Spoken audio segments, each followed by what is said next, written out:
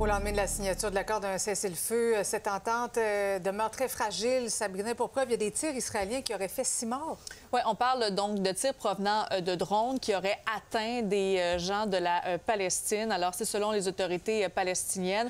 Alors, l'armée israélienne a déclaré aujourd'hui avoir ouvert le feu sur des personnes suspectes qui se dirigeaient vers des soldats israéliens.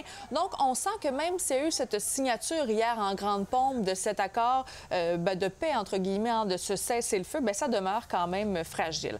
Mais tout de même, depuis le cessez-le-feu, il y a plus d'1 demi-million de personnes qui sont retournées dans la ville de Gaza. Et de plus, on commence à observer que le Hamas a étendu sa présence là où les militaires israéliens ont commencé à se retirer.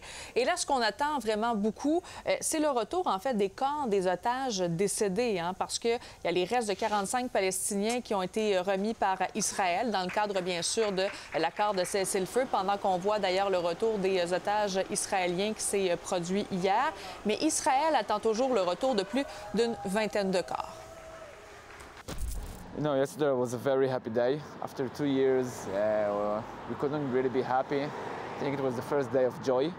But still, the job hasn't done because we still have more than 20 deaths, hostages. Their bodies still held by Hamas in Gaza.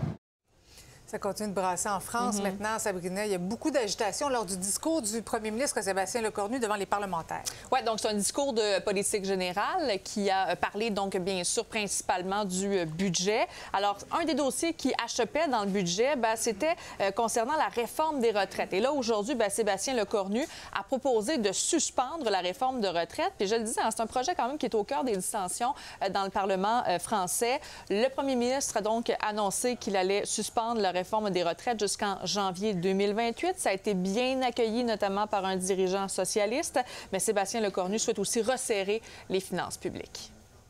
Ce débat est demandé dès maintenant par des forces politiques et syndicales légitimes.